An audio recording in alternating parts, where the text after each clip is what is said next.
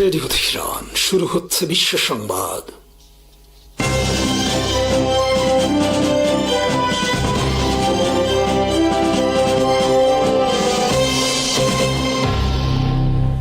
শুরুতেই সংবাদ শিরোনাম। জর্ডানের পররাষ্ট্রমন্ত্রী আইমান আল সাফাদি এবং জাতিসংঘের মহাসচিব আন্তোনিও গুতেরেসে মধ্যপ্রাচ্যে চলমান উত্তেজনা প্রশমনে যুক্তরাষ্ট্র ইরান যুদ্ধবিরতি কঠোরভাবে মেনে চলার উপর জোর দিয়েছেন। জর্ডানের রাজধানী আম্মানে অনুষ্ঠিত বৈঠকে তারা সাম্প্রতিক আঞ্চলিক পরিস্থিতি, সংঘাতের প্রভাব এবং দীর্ঘমেয়াদী শান্তি প্রতিষ্ঠার উপায় নিয়ে আলোচনা করেন। জর্ডানের পররাষ্ট্র মন্ত্রণালয়ের এক বিবৃতিতে বলা হয়েছে, উভয় পক্ষ যুক্তরাষ্ট্র ইরানের মধ্যে কার্যকর হওয়া যুদ্ধবিরতি অব্যাহত রাখার গুরুত্ব তুলে ধরেন। পাশাপাশি উত্তেজনার মূল কারণগুলো সমাধানে পুনরায় কূটনৈতিক আলোচনা শুরু করার আহ্বান জানান। তারা আন্তর্জাতিক আইনের আলোকে হরমুজ প্রণালীতে নিরাপদ ও অবাধ নৌ চলাচল নিশ্চিত করার প্রয়োজনীয়তার কথা উল্লেখ করেন। বিশ্বের জ্বালানি সরবরাহের জন্য অত্যন্ত গুরুত্বপূর্ণ জলপথে স্থিতিশীলতা বজায় রাখা আন্তর্জাতিক অর্থনীতি ও নিরাপত্তার জন্য অপরিহার্য বলে তারা মত দেন। বৈঠকে গাজা পরিস্থিতির গুরুত্ব পায় আইমান আল সাফাদি বলেন, মার্কিন প্রেসিডেন্ট ডোনাল্ড ট্রাম্পের প্রস্তাবিত গাজা শান্তি পরিকল্পনার সব দিক বাস্তবায়ন এবং গাজায় পর্যাপ্ত মানবিক সহায়তা প্রবেশে ইসরায়েলের আরোপিত বাধা অপসারণ জরুরি। আইমান আল সাফাদি বলেন, মার্কিন প্রেসিডেন্ট ডোনাল্ড ট্রাম্পের প্রস্তাবিত গাজা শান্তি পরিকল্পনার সব দিক বাস্তবায়ন এবং গাজায় পর্যাপ্ত মানবিক সহায়তা প্রবেশে ইসরায়েলের আরোপিত বাধা অপসারণ জরুরি। তিনি সতর্ক করেন, মানবিক সহায়তার ঘাটতির কারণে গাজায় চলমান সংকট আরো ভয়াবহ আকার ধারণ করছে। অধিকৃত পশ্চিম তীর প্রসঙ্গে জর্ডানের পররাষ্ট্রমন্ত্রী ইসরায়েলের কর্মকাণ্ডের সমালোচনা করে বলেন, এসব পদক্ষেপ দখলদারিত্বকে আরো স্থায়ী করছে, উত্তেজনা ও সহিংসতা বাড়াচ্ছে এবং ন্যায়সঙ্গত টেকসই শান্তির সম্ভাবনাকে ক্ষতিগ্রস্ত করছে। তিনি আন্তর্জাতিক সম্প্রদায়কে পরিস্থিতি মোকাবেলায় সমন্বিত উদ্যোগ নেওয়ার আহ্বান জানান। এদিকে শুক্রবার থেকে এই অঞ্চলে সতর্ক শান্ত পরিস্থিতি বিরাজ করছে। যুক্তরাষ্ট্র ইরানের বিরুদ্ধে বিমান হামলা স্থগিত রেখেছে এবং ইরানও টানা চতুর্থ দিনের মতো পাল্টা হামলা থেকে বিরত রয়েছে। এই পরিস্থিতিকে ইতিবাচক ইঙ্গিত হিসেবে দেখছেন কূটনৈতিক বিশ্লেষকরা। তাদের মতে, যুদ্ধবিরতি টেকসই রাখতে হলে দ্রুত আলোচনায় ফিরে গিয়ে আঞ্চলিক বিরোধের স্থায়ী রাজনৈতিক সমাধান খুঁজে বের করা জরুরি। যুক্তরাষ্ট্রের সংবাদ সংস্থা রয়টার্সে জরিপ প্রতিষ্ঠার ইপসোসের প্রকাশিত নতুন এক জরিপে দেখা গেছে, ইরানের বিরুদ্ধে যুক্তরাষ্ট্রের সামরিক অভিযানের প্রতি মার্কিন জনগণের সমর্থন উল্লেখযোগ্যভাবে কম। সোমবার প্রকাশিত ওই জরিপ অনুযায়ী মাত্র প্রতি 3 জনের একজন যুক্তরাষ্ট্রের ইরান বিরোধী যুদ্ধকে সমর্থন করছেন। গত শুক্রবার থেকে রোববার পর্যন্ত পরিচালিত জরিপে আরও দেখা যায়, 69% মার্কিন নাগরিক মনে করেন প্রেসিডেন্ট ডোনাল্ড ট্রাম্প ইরানে যুক্তরাষ্ট্রের সামরিক সম্পৃক্ততার লক্ষ্য স্পষ্টভাবে ব্যাখ্যা করতে পারেননি। এমনকি ট্রাম্পের নিজ দল রিপাবলিকান সমর্থকদের মধ্যেও প্রতি 10 জনের মধ্যে 4 জন একই মত প্রকাশ করেছেন। জরিপে উঠে এসেছে, গত 28 ফেব্রুয়ারি যুক্তরাষ্ট্র ইসরায়েল যৌথভাবে ইরানের বিরুদ্ধে হামলা শুরুর পর থেকে যুদ্ধের প্রতি জনসমর্থন 40% নিচে রয়েছে। সাম্প্রতিক সময়ে প্রকাশিত একাধিক জনমত জরিপেও যুদ্ধবিরোধী মনোভাব বাড়ার ইঙ্গিত মিলছে। এর আগে প্রকাশিত ওয়াশিংটন পোস্ট ইপসোসের আরেকটি জরিপে দেখা যায়, 68% মার্কিন নাগরিকের বিশ্বাস ইরানের বিরুদ্ধে এই যুদ্ধ লড়াই করার মতো নয় বা এটি যুক্তরাষ্ট্রের জন্য মূল্যবান সংঘাত নয়। এদিকে সোমবার প্রেসিডেন্ট ট্রাম্প জানান, আলোচনার সুযোগ দিতে তিনি আপাতত ইরানের বিরুদ্ধে মার্কিন হামলা স্থগিত রাখার সিদ্ধান্ত নিয়েছেন। তবে তিনি সতর্ক করে বলেন, তেহরানের সঙ্গে আলোচনা ব্যর্থ হলে আবারও হামলার নির্দেশ দিতে পারেন। অন্যদিকে গত সপ্তাহে সিনেটে অনুষ্ঠিত এক শুনানিতে মার্কিন প্রতিরক্ষা মন্ত্রী পিট হেগসেথ যুদ্ধ পরিচালনার জন্য অতিরিক্ত অর্থ বরাদ্দের আহ্বান জানান। তিনি জানান, এখন পর্যন্ত এই যুদ্ধে যুক্তরাষ্ট্রের ব্যয় দাঁড়িয়েছে 37.5 বিলিয়ন মার্কিন ডলার, যা মে মাসে অনুমান করা 29 বিলিয়ন ডলার থেকে উল্লেখযোগ্যভাবে বেশি। সাম্প্রতিক এসব জরিপ ও সরকারি তথ্য থেকে স্পষ্ট যে যুদ্ধ দীর্ঘায়িত হওয়ার সঙ্গে সঙ্গে এর ব্যয় এবং উদ্দেশ্য নিয়ে মার্কিন জনগণের মধ্যে প্রশ্ন ও অসন্তোষ ক্রমেই বাড়ছে। ইয়েমেনের হুথি আন্দোলন সোমবার সৌদি আরবের পূর্বাঞ্চলের গুরুত্বপূর্ণ তেল স্থাপনায় ড্রোন হামলার দাবি করেছে। এক বিবৃতিতে হুথিদের সামরিক মুখপাত্র ইয়াহিয়া সারি বলেন, ড্রোনের মাধ্যমে সৌদি আরবের পূর্বাঞ্চল থেকে ইয়ানবু বন্দরে অপরিশোধিত তেল সরবরাহ ও পরিবহনের সঙ্গে সংশ্লিষ্ট কয়েকটি সংবেদনশীল স্থাপনা এবং লক্ষ্যবস্তুতে হামলা চালানো হয়েছে। হুথিদের দাবি, ইয়েমেনের আকাশসীমায় সৌদি আরবের ধারাবাহিক লঙ্ঘনের জবাব হিসেবে এই অভিযান পরিচালনা করা হয়েছে। তবে হামলায় কি পরিমাণ পরিমাণ ক্ষয়ক্ষতি হয়েছে বা কোনো হতাহতের ঘটনা ঘটছে কিনা সে বিষয়ে তারা বিস্তারিত তথ্য দেয়নি। এদিকে হামলার দাবির বিষয়ে তাৎক্ষণিকভাবে সৌদি কর্তৃপক্ষ কোনো মন্তব্য করেনি। এর আগে সোমবার সৌদি আরব জানিয়েছিল ইরাকের ভূখণ্ড থেকে উৎক্ষেপণ করা একাধিক ড্রোন তাদের আকাশ প্রতিরক্ষা ব্যবস্থা সফলভাবে ভূপাতিত করেছে। সৌদি আরবের দাবি এসব ড্রোন দেশটির তেল স্থাপনাগুলোকে লক্ষ্য করে পাঠানো হয়েছিল। উল্লেখ্য, গত সপ্তাহে হুথিরা সৌদি আরবগামী বা সৌদি সম্পর্কিত সমুদ্র পথে নৌ চলাচলের ওপর নিষেধাজ্ঞা ঘোষণা করে। এর পরিপ্রেক্ষিতে সৌদি নেতৃত্বাধীন জোট কঠোর ও শক্ত প্রতিক্রিয়ায় হুঁশিয়ারি দেয় এবং লোহিত সাগর ও বাব আল মানদেব প্রণালী নিয়ে চলাচলকারী জাহাজগুলো নিরাপত্তা নিশ্চিত করতে প্রয়োজনীয় ব্যবস্থা নেওয়ার ঘোষণা দেয়। সাম্প্রতিক এই ঘটনা প্রবাহে মধ্যপ্রাচ্য নিরাপত্তা পরিস্থিতিকে আরো জটিল করে তুলেছে। বিশেষ করে জ্বালানি অবকাঠামো এবং আন্তর্জাতিক নৌপথকে কেন্দ্র করে উত্তেজনা বৃদ্ধির আশঙ্কা তৈরি হয়েছে। বিশ্লেষকদের মতে, যদি এ ধরনের হামলা ও পাল্টা পদক্ষেপ অব্যাহত থাকে তবে আঞ্চলিক স্থিতিশীলতা এবং বৈশ্বিক জ্বালানি সরবরাহ ব্যবস্থার উপরও এর প্রভাব পড়তে পারে। উভয় পক্ষের আনুষ্ঠানিক প্রতিক্রিয়া ও পরবর্তী পদক্ষেপের দিকে এখন আন্তর্জাতিক মহলে নজর রয়েছে। ইয়েমেনের হুথি গোষ্ঠী সোমবার জানিয়েছে, সাম্প্রতিক দিনগুলোতে সৌদি আরবের নেতৃত্বাধীন জোট সমর্থিত ইয়েমেনি সরকারি বাহিনীর সঙ্গে চলমান সংঘর্ষে তাদের 9 জন যোদ্ধা নিহত হয়েছেন। হুথি নিয়ন্ত্রিত আল মাসিরাহ টেলিভিশন নিহতদের জানাজা ও দাফনের ভিডিও সম্প্রচার করেছে। প্রতিবেদনে দেখা যায়, নিহতদের মধ্যে 3 জনকে উত্তরাঞ্চলের সাদা প্রদেশে, 2 জনকে দক্ষিণ পশ্চিমাঞ্চলের তাইজে এবং বাকি 4 জনকে ইব্ব আমরান ও সানা প্রদেশে দাফন করা হয়েছে। তবে তারা ঠিক কোথায় বা কবে নিহত হয়েছেন সে বিষয়ে বিস্তারিত জানানো হয়নি। শুধু বলা হয়েছে তারা সৌদি আরবের বিরুদ্ধে একটি নির্ণায়ক যুদ্ধে প্রাণ হারিয়েছেন।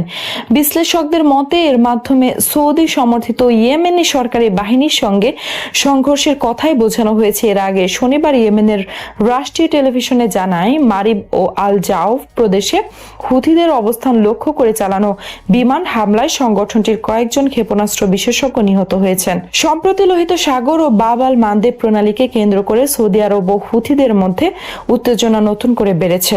হুথিরা সৌদি সংশ্লিষ্ট জাহাজ চলাচল নিষিদ্ধ করার হুমকি দেওয়ার পর পরিস্থিতি আরো জটিল হয়ে ওঠে। গত সপ্তাহে হুথিরা আনুষ্ঠানিকভাবে সৌদি আরবগামী বা সৌদি সংশ্লিষ্ট সামুদ্রিক নৌ চলাচলের উপর নিষেধাজ্ঞা ঘোষণা করে। এর জবাবে সৌদি নেতৃত্বাধীন জোট জানায় তারা দৃঢ় ও কঠোর প্রতিক্রিয়া জানাবে এবং বাব আল মানদেব প্রণালী নিয়ে চলাচলকারী জাহাজগুলো নিরাপত্তা নিশ্চিত করতে প্রয়োজনীয় ব্যবস্থা গ্রহণ শুরু করেছে। বিশ্বের অন্যতম গুরুত্বপূর্ণ এই সামুদ্রিক পথ দিয়ে আন্তর্জাতিক জ্বালানি ও বাণিজ্যিক পণ্যের বড় একটি অংশ পরিবাহিত হয়। ফলে এই অঞ্চলের সংঘাত আরো তীব্র হলে বৈশ্বিক নৌ বাণিজ্য আঞ্চলিক নিরাপত্তার উপর এর উল্লেখযোগ্য প্রভাব পড়তে পারে। মার্কিন প্রেসিডেন্ট ডোনাল্ড ট্রাম্প তুরস্কের কাছে অত্যাধুনিক F-35 যুদ্ধবিমান বিক্রির সম্ভাবনার বিরোধিতা করে ইসরায়েলের প্রধানমন্ত্রী নেতানিয়াহু যে অবস্থান নিয়েছেন তা প্রকাশ্যে প্রত্যাখ্যান করেছেন। সোমবার এয়ারফোর্স ওয়ানে সাংবাদিকদের সঙ্গে আলাপকালে ট্রাম্প বলেন, আমাদের কি বিক্রি করা উচিত সেটা আমাদের কেউ বলে দেবে না। ট্রাম্প তুরস্ককে যুক্তরাষ্ট্রের অসাধারণ মিত্র হিসেবে উল্লেখ করে বলেন, আঞ্চলিক বিভিন্ন ইস্যুতে বিশেষ করে সিরিয়ার ক্ষেত্রে আঙ্কারা ভালো ভূমিকা পালন করেছে। তিনি স্বীকার করেন যে তুরস্ক ইসরায়েল বা নেতানিয়াহুর ঘনিষ্ঠ সমর্থক নয়, তবে ওয়াশিংটন ও আঙ্কারার দ্বিপক্ষীয় সম্পর্ক এখনো দৃঢ় রয়েছে।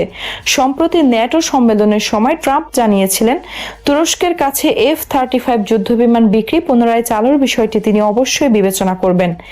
একই সময়ে তুরস্কের প্রেসিডেন্ট রিসেপ তাইয়েব এরদোয়ান বলেন, F-35 সরবরাহের বিষয়ে ট্রাম্প ইতিবাচক মনোভাব দেখিয়েছেন। ওমান হরমুজ প্রণালীর যৌথ ব্যবস্থাপনা নিয়ে ইরানের কাছে একটি নতুন প্রস্তাব দিয়েছে। প্রস্তাব অনুযায়ী বিশ্বের অন্যতম গুরুত্বপূর্ণ এই নৌপথটি ইরান ও ওমান যৌথভাবে পরিচালনা করবে এবং জাহাজ চলাচলের ক্ষেত্রে স্বেচ্ছামূলক ফি বা ভলান্টারি ফিস আদায়ের একটি ব্যবস্থা গড়ে তোলা হবে। এর উদ্দেশ্য হলো হরমুজ প্রণালীর ওপর ইরানের একক নিয়ন্ত্রণের ধারণা দূর করা এবং আন্তর্জাতিক বাণিজ্যিক জাহাজ চলাচলকে আরো স্থিতিশীল গ্রহণযোগ্য কাঠামোর আওতায় আনা। হরমুজ প্রণালী দিয়ে প্রতিদিন বিশ্বের উল্লেখযোগ্য পরিমাণ অপরিশোধিত তেল ও প্রাকৃতিক গ্যাস পরিবাহিত হয়। ফলে এই জলপথে যে কোনো উত্তেজনা বা সংঘাত আন্তর্জাতিক জ্বালানি বাজার এবং বৈশ্বিক অর্থনীতিতে সরাসরি প্রভাব ফেলে।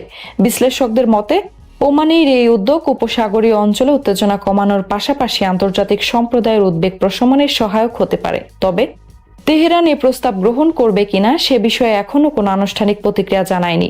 এদিকে যুক্তরাষ্ট্রের প্রেসিডেন্ট ডোনাল্ড ট্রাম্প বলেছেন, ইরানের সঙ্গে ওয়াশিংটনের আলোচনা খুবই গুরুত্বপূর্ণ পরিবেশ চলছে। তিনি সাংবাদিকদের জানান, দুই দেশের মধ্যে যোগাযোগ ইতিবাচক হলেও তিনি দীর্ঘমেয়াদী বা অনির্দিষ্টকাল ধরে চলা আলোচনার পক্ষে নন। ট্রাম্পের ভাষায়, আলোচনায় দ্রুত ও বাস্তবসম্মত ফলাফল হওয়া উচিত। ট্রাম্পের এই মন্তব্য থেকে ধারণা করা হচ্ছে, যুক্তরাষ্ট্র কূটনৈতিক পথ খোলা রাখতে চাইলেও আলোচনাকে দীর্ঘায়িত করতে আগ্রহী নয়, বরং তারা এটি দ্রুত সমঝোতায় পৌঁছাতে চায়, যাতে আঞ্চলিক নিরাপত্তা ও পারমাণবিক কর্মসূচি এবং জ্বালানি পরিবহন সংক্রান্ত অনিশ্চয়তা কমানো সম্ভব হয়। ওমানের মধ্যস্থতায় নতুন এই প্রস্তাব এবং যুক্তরাষ্ট্র ইরানের চলমান সংলাপ মধ্যপ্রাচ্যের ভূ রাজনীতিতে নতুন মাত্রা যোগ করেছে। যদি উভয় উদ্যোগ ইতিবাচক অগ্রগতি লাভ করে, তাহলে হরমুজ প্রণালীকে ঘিরে দীর্ঘদিনের উত্তেজনা কিছুটা প্রশমিত হওয়ার পাশাপাশি বৈশ্বিক জ্বালানি সরবরাহ ব্যবস্থা আরও স্থিতিশীল হতে পারে। ইরানের সরকারি মুখপাত্র ফাতেমে মোহাজেরানি জানিয়েছেন, যুক্তরাষ্ট্রের সাম্প্রতিক বিমান হামলায় দেশটির দক্ষিণ পশ্চিমাঞ্চলের একটি বিমানবন্দর সম্পূর্ণ অকার্যকর হয়ে পড়েছে। তিনি বলেন, বিমানবন্দরটি এতটাই ক্ষতিগ্রস্ত হয়েছে যে এটি পুনরায় চালু করতে হলে শুরু থেকে সম্পূর্ণ নতুনভাবে পুনর্নির্মাণ করতে হবে। আজ এক সংবাদ সম্মেলনে মোহাজেরানি বলেন, বিমানবন্দরটি এখন এমন অবস্থায় রয়েছে যে এটি পুনরায় ব্যবহারের উপযোগী করতে হলে সম্পূর্ণ ভিত্তি থেকে পুনর্গঠন করতে হবে। তিনি আরও জানান, সাধারণ মানুষের সেবার জন্য সম্প্রতি সংস্কার করে প্রস্তুত করা একটি যাত্রী বিমানও হামলায় ধ্বংস হয়ে গেছে। তার ভাষায়, মানুষের সেবার উদ্দেশ্যে কেনা ও সংস্কার করা বিমানটির ধ্বংসাবশেষ আমরা দেখেছি। একটি ক্ষেপণাস্ত্র সরাসরি সেটিতে আঘাত হানে। এতটাই ভয়াবহ ক্ষতি হয়েছে যে লেজের একটি ছোট অংশ ছাড়া আর কিছুই অবশিষ্ট নেই। সরকারি মুখপাত্র দাবি করেন, হামলায় বুশেহার আবহাওয়া কেন্দ্র ব্যাপক ক্ষতিগ্রস্ত হয়েছে। তিনি বলেন, সম্পূর্ণ বেসামরিক এই স্থাপনাটির প্রায় কিছুই অবশিষ্ট নেই। তার মতে, এ ধরনের স্থাপনায় হামলা আন্তর্জাতিক মানবিক আইন ও বেসামরিক অবকাঠামো সুরক্ষার নীতি পরিপন্থী। সম্প্রতি যুক্তরাষ্ট্র ও ইরানের মধ্যে উত্তেজনা তীব্র আকার ধারণ করলে উভয় পক্ষই পাল্টাপাল্টি সামরিক পদক্ষেপ নেয়। এই সংঘাতের সময় যুক্তরাষ্ট্র ইরানের অভ্যন্তরে একাধিক ভারী বিমান হামলা চালায়। এর জবাবে তেহরান দাবি করে, তারা বিভিন্ন আরব দেশে অবস্থিত যুক্তরাষ্ট্রের সামরিক স্থাপনা ও সামরিক সরঞ্জাম লক্ষ্য করে হামলা চালিয়েছে। তবে যুক্তরাষ্ট্রের পক্ষ থেকে ইরানের এসব দাবির বিষয়ে তাৎক্ষণিক কোনো প্রতিক্রিয়া জানানো হয়নি। একইভাবে বিমানবন্দর, যাত্রী বিমান ও বিশেহর আবহাওয়া কেন্দ্রের ক্ষয়ক্ষতির বিষয়ে স্বাধীন কোনো আন্তর্জাতিক সূত্র থেকেও তাৎক্ষণিকভাবে তথ্য যাচাই করা সম্ভব হয়নি। সাম্প্রতিক এই সংঘাতের কারণে মধ্যপ্রাচ্যের নিরাপত্তা পরিস্থিতি আরও উদ্বেগজনক হয়ে উঠেছে এবং আঞ্চলিক স্থিতিশীলতা নিয়ে আন্তর্জাতিক মহলে নতুন করে উদ্বেগ সৃষ্টি হয়েছে। ইরান জানিয়েছে, সাম্প্রতিক যুক্তরাষ্ট্রের হামলায় দেশটির 12টি সেতু ও 2টি সুড়ঙ্গ ক্ষতিগ্রস্ত হয়েছে। সরকারি মুখপাত্র ফাতেমে মোহাজেরিনি এক সংবাদ সম্মেলনে বলেন, সরকারি অবকাঠামোর পাশাপাশি সাধারণ মানুষের ব্যক্তিগত সম্পদেরও ব্যাপক ক্ষয়ক্ষতি হয়েছে। বিশেষ করে উপকূলীয় অঞ্চলের জেলেদের জীবিকার প্রধান অবলম্বন মাছ ধরার নৌকা এবং পর্যটন সংশ্লিষ্ট বহু ব্যবসা গুরুতরভাবে ক্ষতিগ্রস্ত হয়েছে। মোহাজেরিনি আরও জানান, যুদ্ধের কারণে ইরান প্রায় 23 কোটি ঘনমিটার গ্যাস উৎপাদন সক্ষমতা হারিয়েছে, যা দেশের জ্বালানি খাতে বড় ধরনের প্রভাব ফেলবে। এর আগে গত এপ্রিল মাসে তেহরান যুক্তরাষ্ট্র ইসরায়েলের হামলায় সৃষ্ট ক্ষয়ক্ষতির জন্য ক্ষতিপূরণ দাবি করে। প্রাথমিক হিসাব অনুযায়ী গত 28 ফেব্রুয়ারি থেকে শুরু হওয়া সংঘাতে ইরানের প্রত্যক্ষ ও পরোক্ষ ক্ষতির পরিমাণ প্রায় $270 বিলিয়ন। এদিকে জর্ডানের রাজধানী আম্মানে বৈঠকে জর্ডানের পররাষ্ট্রমন্ত্রী আইমান সাফাদি ও জাতিসংঘ মহাসচিব আন্তোনিও গুতেরেসও যুক্তরাষ্ট্র ইরান যুদ্ধবিরতি কঠোরভাবে বজায় রাখার উপর গুরুত্ব আরোপ করেছেন। তারা উত্তেজনা নিরসনে পুনরায় আলোচনায় ফেরার আহ্বান জানান এবং আন্তর্জাতিক আইন অনুযায়ী হরমুজ প্রণালীতে নৌ চলাচলের স্বাধীনতা নিশ্চিত করার প্রয়োজনীয়তার কথা বলেন। একই সঙ্গে গাজায় যুদ্ধবিরতি পরিকল্পনা বাস্তবায়ন, পর্যাপ্ত মানবিক সহায়তা প্রবেশের সুযোগ সৃষ্টি এবং অধিকৃত পশ্চিম তীরে ইসরায়েলের পদক্ষেপ বন্ধের আহ্বান জানান সাফাদি। শুক্রবার থেকে যুক্তরাষ্ট্র হামলা স্থগিত এবং ইরান পাল্টা হামলা বন্ধ রাখায় অঞ্চলে সতর্ক শান্ত পরিস্থিতি বিরাজ করছে। অন্যদিকে সৌদি আরবের পূর্বাঞ্চলের তেল স্থাপনা ও রাজধানী রিয়াদ লক্ষ্য করে ড্রোন হামলার তীব্র নিন্দা জানিয়েছে উপসাগরীয় সহযোগিতা পরিষদ ও মিশর। জিসিসি মহাসচিব জাসিম মোহাম্মদ আল বুদাইউ এই হামলাকে আঞ্চলিক নিরাপত্তার জন্য বিপজ্জনক হুমকি উল্লেখ করে সৌদি আরবের প্রতি পূর্ণ সংহতি প্রকাশ করেন। মিশর ওই হামলাকে সৌদি আরবের নিরাপত্তার ওপর আঘাত এবং আঞ্চলিক স্থিতিশীলতার জন্য হুমকি হিসেবে বর্ণনা করে রিয়াদের প্রতি সমর্থন পুনর্ব্যক্ত করেছে। সৌদি প্রতিরক্ষা মন্ত্রণালয় জানিয়েছে তাদের আকাশ প্রতিরক্ষা ব্যবস্থা ইরাক থেকে ছোড়া ড্রোনগুলো সফলভাবে ভূপাতিত করেছে। 3 বছর আগে পাকিস্তানের সঙ্গে সই হওয়া প্রতিরক্ষা সহযোগিতা চুক্তি আনুষ্ঠানিকভাবে অনুমোদন দিয়েছে কুয়েত। দেশটির সরকারি গ্যাজেটে চুক্তিটি প্রকাশের মাধ্যমে কুয়েত ও পাকিস্তানের মধ্যে সামরিক সহযোগিতার নতুন কাঠামো কার্যকর হলো। কুয়েত টাইমস জানিয়েছে 2023 সালের জুনে দুই দেশের মধ্যে সই হওয়া চুক্তিটি গত রোববার সরকারি গ্যাজেটে কুয়েত আল ইউম এ প্রকাশ করা হয়েছে। চুক্তির আওতায় কুয়েত ও পাকিস্তানের সশস্ত্র বাহিনীর মধ্যে সামরিক প্রশিক্ষণ, শিক্ষা, গোয়েন্দা তথ্য বিনিময়, রসদ ব্যবস্থাপনা, প্রতিরক্ষা প্রযুক্তি, গবেষণা, অভিজ্ঞতা বিনিময় সহ বিভিন্ন ক্ষেত্রে সহযোগিতা বাড়ানো হবে। এর লক্ষ্যে দুই দেশের সামরিক প্রতিষ্ঠানের মধ্যে সম্পর্ক আরও জোরদার করা, এছাড়া সামরিক সরঞ্জাম উৎপাদন, ইলেকট্রনিক যোগাযোগ ব্যবস্থা, বৈজ্ঞানিক গবেষণা, সামরিক গণমাধ্যম এবং সাংস্কৃতিক ও ক্রীড়া কার্যক্রমের সহযোগিতার সুযোগ রাখা হয়েছে। চুক্তি বাস্তবায়ন তদারকিতে দুই দেশের প্রতিনিধিদের নিয়ে একটি যৌথ সামরিক কমিটি গঠন করা হবে। এই কমিটি যৌথ সামরিক মহড়া, সরকারি সফর এবং অন্যান্য সহযোগিতামূলক কর্মসূচির আয়োজন করবে। চুক্তিটি 5 বছর কার্যকর থাকবে। এরপর কোনো পক্ষ বাতিলের সিদ্ধান্ত না নিলে এটি স্বয়ংক্রিয়ভাবে নবায়ন হবে। পাশাপাশি গোপন সামরিক তথ্যের সুরক্ষা নিশ্চিত করা এবং চুক্তি সংক্রান্ত বিরোধ কূটনৈতিক উপায়ে নিষ্পত্তির বিষয়েও দুই দেশ সম্মত হয়েছে। ইরাক ভিত্তিক ইরান সমর্থিত সশস্ত্র জোট Islamic resistance in Iraq Saudi আরবের তেল স্থাপনায় ড্রোন হামলা চালানোর অভিযোগ জোরালোভাবে অস্বীকার করেছে। সোমবার সৌদি কর্তৃপক্ষ দাবি করে ইরাক থেকে ছোড়া ড্রোনগুলো দেশটির পূর্বাঞ্চল এবং রাজধানী রিয়াদের গুরুত্বপূর্ণ তেল স্থাপনাগুলো লক্ষ্য করে পাঠানো হয়েছিল। তবে জোটটি এক বিবৃতিতে বলেছে এ ধরনের অভিযোগ সম্পূর্ণ ভিত্তিহীন এবং রাজনৈতিক উদ্দেশ্য প্রণীত। বিবৃতিতে সংগঠনটি দাবি করে সৌদি আরবের এই অভিযোগ প্রমাণ করে যে ইরাক ও তার জনগণের প্রতি দেশটির বৈরী মনোভাব দীর্ঘদিনের। তারা আরও অভিযোগ করে ইয়েমেনের হুথিদের সাম্প্রতিক হামলার জবাব নিতে ব্যর্থ হওয়া সৌদি আরব নিজেদের অক্ষমতা আড়াল করতে ইরাক সমর্থিত গোষ্ঠীগুলোর বিরুদ্ধে মিথ্যা অভিযোগ তুলছে। ইসলামিক রেজিস্ট্যান্স ইন ইরাক সতর্ক করে জানায়, সৌদি আরব যদি তাদের বিরুদ্ধে কোনো বোকামিপূর্ণ পদক্ষেপ নেয় তাহলে তার কঠোর জবাব দেওয়া হবে।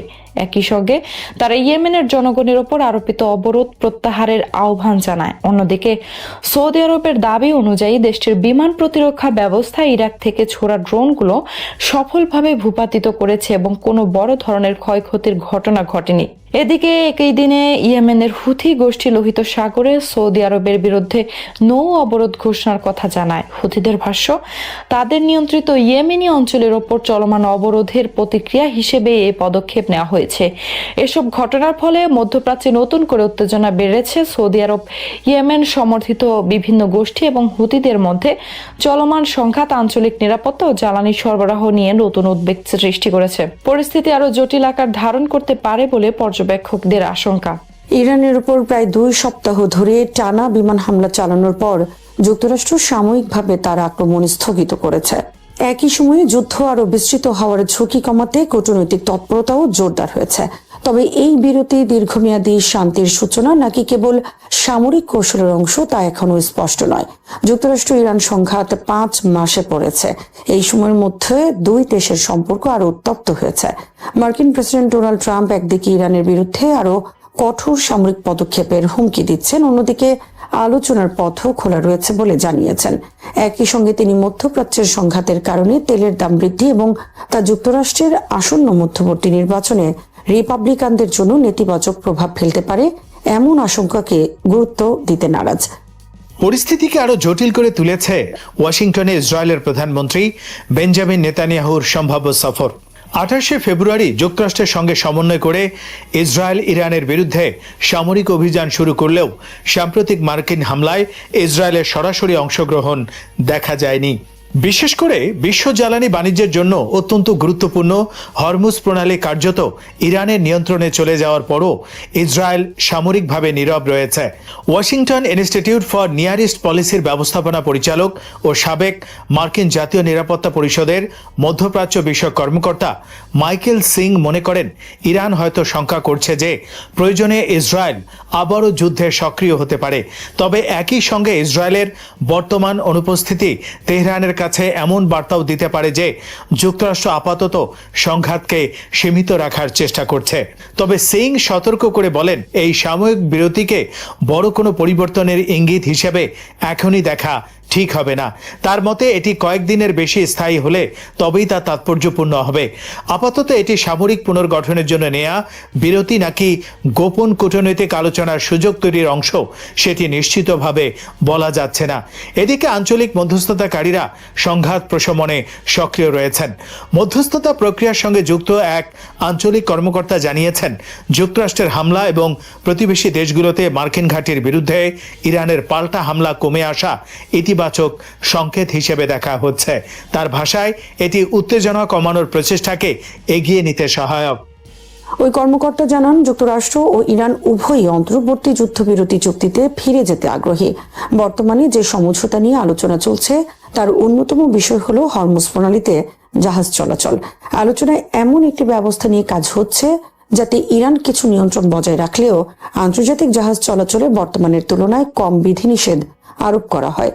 যুদ্ধ শুরুর পর ইরান তেলবাহী ট্যাঙ্কার ও পণ্যবাহী জাহাজে হামলা চালিয়ে কার্যত হরমুজ প্রণালীতে চাপ সৃষ্টি করে। এর ফলে আন্তর্জাতিক বাজারে জ্বালানির দাম দ্রুত বেড়ে যায়। যুক্তরাষ্ট্রে এই মূল্যবৃদ্ধি জন অসন্তোষ সৃষ্টি করেছে এবং নভেম্বরের নির্বাচনে রিপাবলিকান আইন প্রণেতাদের জন্য রাজনৈতিক ঝুঁকি তৈরি করেছে। জুনে অন্তর্বর্তী যুদ্ধবিরতি কার্যকর হওয়ার পরও হরমুজ প্রণালীর নিয়ন্ত্রণ নিয়ে উত্তেজনা অব্যাহত রয়েছে। ইরান জাহাজগুলোকে তার উপকূল ঘেঁষা নির্দিষ্ট রুট ব্যবহার করতে বলেছে এবং প্রয়োজনে ফি আরোপের কথাও জানিয়েছে। এর বিপরীতে যুক্তরাষ্ট্রের তত্ত্বাবধানে অনেক জাহাজ ওমান উপকূল সংলগ্ন বিকল্প পথ ব্যবহার শুরু করে। এরপর ইরান কয়েকটি জাহাজে হামলা চালালে উত্তেজনা আরও বাড়ে। এই পরিস্থিতিতে যুক্তরাষ্ট্র প্রথমে ইরানের উপকূলীয় প্রতিরক্ষা ব্যবস্থায় হামলা চালিয়ে হরমুজে জাহাজে আঘাত হানার সক্ষমতা দুর্বল করার চেষ্টা করে। পরে দক্ষিণাঞ্চলের সেতু, অবকাঠামো এবং দেশের অভ্যন্তরের বিভিন্ন লক্ষ্যবস্তুতে হামলা সম্প্রসারণ করা হয়। মাইকেল সিংয়ের মতে এসব হামলার মূল উদ্দেশ্য ছিল ইরানকে আলোচনার টেবিলে ফিরিয়ে আনা। এখন গুরুত্বপূর্ণ বিষয় হলো ইরান কূটনৈতিক চ্যানেলে কি ধরনের বার্তা দিচ্ছে এবং তারা আগের তুলনায় সমঝোতায় কতটা আগ্রহী হয়েছে। তার মতে যুক্তরাষ্ট্রের আরেকটি বড় চ্যালেঞ্জ হলো ইরানের অভ্যন্তরীণ ক্ষমতার দ্বন্দ্ব। দেশটির বিভিন্ন রাজনৈতিক ও সামরিক গোষ্ঠী প্রভাব বিস্তারের চেষ্টা করছে। ফলে যুক্তরাষ্ট্রের সঙ্গে আপোষ করলে তা দুর্বলতার পরিচয় হিসেবে দেখা হতে পারে এবং শাসক গোষ্ঠীর ক্ষমতার ভিত্তি ক্ষতিগ্রস্ত হওয়ার আশঙ্কা রয়েছে। তবে অর্থনৈতিক বাস্তবতা উভয় পক্ষকেই সমঝোতার দিকে ঠেলে দিচ্ছে। যুক্তরাষ্ট্র এবং ইরান দুই দেশই চায় হরমুজ প্রণালী আবার স্বাভাবিকভাবে চালু হোক। যদিও কোন শর্তে এবং কার নিয়ন্ত্রণে তা পরিচালিত হবে সেই প্রশ্নে দুই পক্ষের অবস্থান ভিন্ন। এদিকে সাময়িক বিরতির মধ্যেও আঞ্চলিক উত্তেজনা অব্যাহত রয়েছে। ইয়েমেনের হুথি বিদ্রোহীরা জানিয়েছে, সৌদি আরবের হোদেইদা শহরে বিমান হামলার জবাবে তারা সৌদি ভূখণ্ডে ক্ষেপণাস্ত্র ও ড্রোন হামলা চালিয়েছে। ইরান সমর্থিত এই গোষ্ঠী বাব আল মান্দেব প্রণালীও বন্ধ করে দেওয়ার দাবি করেছে, যা হরমুজে সংকটের কারণে সৌদি তেল রপ্তানির জন্য আরও গুরুত্বপূর্ণ হয়ে উঠেছে।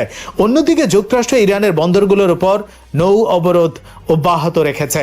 মার্কিন সামরিক বাহিনীর দাবি, শুক্রবার ওমান উপসাগরে মোজাম্বিকের পতাকাবাহী একটি জাহাজ অবরোধ ভঙ্গের চেষ্টা করলে সতর্ক বার্তা উপেক্ষা করায় সেটিকে অকার্যকর করে দেয়া হয়। এই অবস্থায় প্রেসিডেন্ট ট্রাম্প আবারও বলেছেন, যুক্তরাষ্ট্রের সামনে দুটি পথ খোলা রয়েছে। একটি হলো সামরিক চাপ অব্যাহত রেখে ইরানকে ধাপে ধাপে দুর্বল করা, অন্যটি হলো আলোচনার মাধ্যমে সমাধান খোঁজা। তার ভাষায়, ইরান এখনও চুক্তির জন্য পুরোপুরি প্রস্তুত নয়, তবে সময়ের সঙ্গে সঙ্গে তারা আলোচনায় আরো আন্তরিক হয়ে উঠছে। সব মিলিয়ে যুক্তরাষ্ট্রের সাময়িক হামলা বিরতি মধ্যপ্রাচ্যে শান্তির সম্ভাবনা তৈরি করলেও পরিস্থিতি এখনো অত্যন্ত অনিশ্চিত। কূটনৈতিক প্রচেষ্টা সফল না হলে সংঘাত আবারও পূর্ণমাত্রার যুদ্ধে রূপ নিতে পারে বলে বিশ্লেষকদের আশঙ্কা। বাংলাদেশের রাজনৈতিক ইতিহাসে সামরিক অভ্যুত্থান, গণ অভ্যুত্থান কিংবা নির্বাচন যেমন গুরুত্বপূর্ণ মোড় তৈরি করেছে, তেমনি নির্বাসিত বা দীর্ঘদিন বিদেশে থাকা রাজনৈতিক নেতাদের প্রত্যাবর্তনও বারবার রাষ্ট্র ও রাজনীতির গতিপথ বদলে দিয়েছে। স্বাধীনতার পর থেকে শেখ মুজিবুর রহমান, গোলাম আজম, শেখ হাসিনা এবং তারেক রহমানের দেশে ফেরা শুধু ব্যক্তিগত প্রত্যাবর্তন ছিল না, প্রতিটি ঘটনাই একটি নতুন রাজনৈতিক অধ্যায়ের সূচনা করেছে। তবে এই চারটি প্রত্যাবর্তনের মধ্যে একটি সাধারণ বৈশিষ্ট্য রয়েছে। দুর্বল প্রতিষ্ঠান ও ব্যক্তি নির্ভর রাজনীতির কারণে একজন নেতার উপস্থিতি দল, সরকার এবং কখনো পুরো রাষ্ট্রের ভবিষ্যৎ নির্ধারণ করেছে। 1972 সালের 10ই জানুয়ারি পাকিস্তানের কারাগার থেকে মুক্ত হয়ে শেখ মুজিবুর রহমানের দেশে ফেরা ছিল স্বাধীন বাংলাদেশের সবচেয়ে তাৎপর্যপূর্ণ রাজনৈতিক ঘটনা। মুক্তিযুদ্ধে বিজয়ের পরও আওয়ামী লীগের ভেতরে বিভিন্ন ক্ষমতা কেন্দ্র তৈরি হচ্ছিল। তাজউদ্দিন আহমেদ, খন্দকার মোশতাক আহমেদ কিংবা শেখ ফজলুল হক মনির মতো নেতাদের পৃথক প্রভাব ছিল। এই পরিস্থিতিতে মুজিবের প্রত্যাবর্তন সম্ভাব্য ক্ষমতার দ্বন্দ্ব ঠেকিয়ে নবজাত রাষ্ট্রটিকে একটি নেতৃত্বের অধীনে একত্রিত করে। তার জনপ্রিয়তা মুক্তিযোদ্ধাদের নিরস্ত্রীকরণ, ভারতীয় সেনা প্রত্যাহার এবং নতুন সংবিধানের ভিত্তিতে রাষ্ট্র গঠনে গুরুত্বপূর্ণ ভূমিকা রাখে। কিন্তু একই সঙ্গে এই বিপুল জনসমর্থন ধীরে ধীরে ক্ষমতার কেন্দ্রীকরণের রূপ নেয়। দ্বিতীয় ও চতুর্থ সংশোধনের মাধ্যমে নির্বাহী ক্ষমতা ব্যাপকভাবে বৃদ্ধি পায়, বহুদলীয় রাজনীতির অবসান ঘটে এবং বাকশাল প্রতিষ্ঠার মাধ্যমে রাষ্ট্র কার্যত একদলীয় ব্যবস্থায় প্রবেশ করে। ফলে যে নেতৃত্ব স্বাধীন রাষ্ট্রকে স্থিতিশীল করেছিল, সেই নেতৃত্বের অধীনেই গণতান্ত্রিক প্রতিষ্ঠান দুর্বল হয়ে পড়ে এবং 1975 সালের 15ই আগস্টের হত্যাকাণ্ডের মাধ্যমে সেই রাজনৈতিক কাঠামোর আকস্মিক পতন ঘটে। গোলাম আজমের প্রত্যাবর্তনের প্রেক্ষাপট ছিল সম্পূর্ণ ভিন্ন। মুক্তিযুদ্ধের সময় স্বাধীনতার বিরোধিতা এবং যুদ্ধকালীন ভূমিকার কারণে জামাত ইসলামী নিষিদ্ধ ছিল আর গোলাম আজম দেশ ত্যাগ করেছিলেন। 1978 সালে পাকিস্তানি পাসপোর্টে তার নীরব প্রত্যাবর্তন প্রথম দিকে তেমন আলোচিত না হলেও দীর্ঘমেয়াদে তা বাংলাদেশের রাজনীতিতে গভীর প্রভাব ফেলে। আনুষ্ঠানিকভাবে নাগরিকত্ব না থাকলেও তিনি পর্দার আড়াল থেকে জামাতকে পুনর্গঠিত করেন। সংগঠন বিস্তার, ছাত্র রাজনীতি এবং তৃণমূল নেটওয়ার্ক শক্তিশালী করার মাধ্যমে দলটি ধীরে ধীরে মূল ধারায় ফিরে আসে। 1991 সালের সংসদীয় গণতন্ত্র পুনঃপ্রতিষ্ঠার পর জামাত জাতীয় রাজনীতির একটি গুরুত্বপূর্ণ শক্তিতে পরিণত হয় এবং জোট রাজনীতিতে প্রভাব বিস্তার করে। তবে 2009 সালের পর আন্তর্জাতিক অপরাধ ট্রাইব্যুনালে তার বিচার এবং 2013 সালের দণ্ডাদেশ দেখিয়ে দেয় যে অতীতের বিতর্কিত ইতিহাস শেষ পর্যন্ত তার রাজনৈতিক জীবনের সমাপ্তিকে নির্ধারণ করেছে। ফলে অধ্যাপক গোলাম আজমের প্রত্যাবর্তন প্রমাণ করে যে সংগঠন পুনর্গঠন সম্ভব হলেও ইতিহাসের বিচার এড়িয়ে যাওয়া যায় না। শেখ হাসিনার রাজনৈতিক জীবনে দুটি প্রত্যাবর্তন বাংলাদেশের রাজনীতিকে নতুন রূপ দেয়। 1981 সালে নির্বাসন থেকে ফিরে তিনি বিভক্ত ও নেতৃত্বহীন আওয়ামী লীগকে পুনরায় ঐক্যবদ্ধ করেন। তার নেতৃত্বে দলটি সামরিক শাসন বিরোধী আন্দোলনের প্রধান শক্তিতে পরিণত হয় এবং 1996 সালে ক্ষমতায় আসে। দ্বিতীয়বার 2007 সালে সেনা সমর্থিত তত্ত্বাবধায়ক সরকারের -2 পরিকল্পনার মধ্যেও দেশে ফিরে তিনি প্রমাণ করেন যে তাকে রাজনীতি থেকে সরিয়ে দেওয়া সহজ নয়। 2008 সালের নির্বাচনে বিপুল বিজয়ের মাধ্যমে আওয়ামী লীগ দীর্ঘ সময় ক্ষমতায় থাকে। এই সময়ে অর্থনৈতিক উন্নয়ন ও অবকাঠামোগত অগ্রগতির পাশাপাশি বিরোধী দল, নির্বাচন ব্যবস্থা এবং রাষ্ট্রীয় প্রতিষ্ঠানের স্বাধীনতা নিয়ে ব্যাপক বিতর্ক সৃষ্টি হয়। ক্ষমতা ক্রমশ প্রধানমন্ত্রীর কার্যালয় কেন্দ্রিক হয়ে পড়ে এবং দলীয় সিদ্ধান্ত ব্যক্তি নির্ভর হয়ে ওঠে। শেষ পর্যন্ত দীর্ঘ শাসনের অবসানের পর আওয়ামী লীগের সাংগঠনিক সংকট আবারও দেখিয়ে দেয় যে অতিরিক্ত কেন্দ্রীভূত নেতৃত্ব প্রতিষ্ঠানকে দুর্বল করে দেয়। তারেক রহমানের প্রত্যাবর্তন এই ধারাবাহিকতার সর্বশেষ উদাহরণ। 2007 সালে রাজনৈতিক সংকটের পর চিকিৎসার জন্য লন্ডনে গিয়ে তিনি দীর্ঘ 17 বছর সেখান থেকেই বিএনপির নেতৃত্ব দেন। বিভিন্ন মামলায় দণ্ডিত হওয়া এবং দেশে ফিরতে না পারা সত্ত্বেও দলীয় সিদ্ধান্ত, সাংগঠনিক পুনর্গঠন এবং রাজনৈতিক কৌশলের কেন্দ্রে ছিলেন তিনি। আওয়ামী লীগ সরকারের পতনের পর তার দেশে ফেরা বিএনপির জন্য নতুন উদ্দীপনা সৃষ্টি করে। দীর্ঘদিন অনুপস্থিত নেতার সরাসরি নেতৃত্বে দল আরও সংগঠিত হয় এবং ক্ষমতায় প্রত্যাবর্তনের পথ সুগম হয়। এই ঘটনা আবারও প্রমাণ করে যে বাংলাদেশের বৃহৎ রাজনৈতিক দলগুলো এখনো ব্যক্তিকেন্দ্রিক নেতৃত্বের উপর গভীরভাবে নির্ভরশীল। চার নেতার এই প্রত্যাবর্তন বিশ্লেষণ করলে একটি ধারা সামনে আসে। প্রত্যেকে এমন সময় দেশে ফিরেছেন যখন তাদের দল বা রাষ্ট্র নেতৃত্বের সংকটে ছিল। প্রত্যেকেই নিজ নিজ রাজনৈতিক শক্তিকে পুনরুজ্জীবিত করতে সফল হন এবং জাতীয় রাজনীতির ভারসাম্য বদলে দেন। কিন্তু একই সঙ্গে তাদের নেতৃত্বের বিকাশ ব্যক্তিপূজা ও ক্ষমতার কেন্দ্রীকরণের প্রবণতাকেও শক্তিশালী করেছে। বিশেষ করে শেখ মুজিবুর রহমান এবং শেখ হাসিনার ক্ষেত্রে দেখা যায় রাজনৈতিক স্থিতিশীলতা প্রতিষ্ঠার পর ধীরে ধীরে রাষ্ট্র ও দলের ক্ষমতা এক ব্যক্তির হাতে কেন্দ্রীভূত হয়, যার পরিণতিতে প্রতিষ্ঠানগুলো দুর্বল হয়ে পড়ে এবং রাজনৈতিক সংকট আরও তীব্র হয়। অতএব বাংলাদেশের রাজনৈতিক ইতিহাসের অন্যতম গুরুত্বপূর্ণ শিক্ষা হলো এদেশের রাজনীতি এখনও শক্তিশালী গণতান্ত্রিক প্রতিষ্ঠানের তুলনায় ক্যারিসমাটিক নেতৃত্বের ওপর বেশি নির্ভরশীল। একজন নেতার প্রত্যাবর্তন দলকে পুনরুজ্জীবিত করতে পারে, রাষ্ট্রকে সংকট থেকে বের করে আনতে পারে কিংবা নতুন রাজনৈতিক যুগের সূচনা করতে পারে। কিন্তু দীর্ঘমেয়াদে যদি দল ও রাষ্ট্রের প্রতিষ্ঠানগুলো শক্তিশালী না হয়, তবে সেই ব্যক্তি নির্ভর সাফল্যই ভবিষ্যতে নতুন সংকটের ভিত্তি তৈরি করে। বাংলাদেশে গত 5 দশকের অভিজ্ঞতা তাই দেখায় নেতৃত্ব গুরুত্বপূর্ণ হলেও টেকসই গণতন্ত্রের জন্য ব্যক্তি নয়, প্রতিষ্ঠানই শেষ পর্যন্ত সবচেয়ে বড় শক্তি। শ্রোতা বন্ধুরা, বিশ্ব সংবাদে এই ছিল আমাদের সর্বশেষ আয়োজন। সঙ্গে থাকার জন্য আপনাদের সবাইকে অসংখ্য ধন্যবাদ।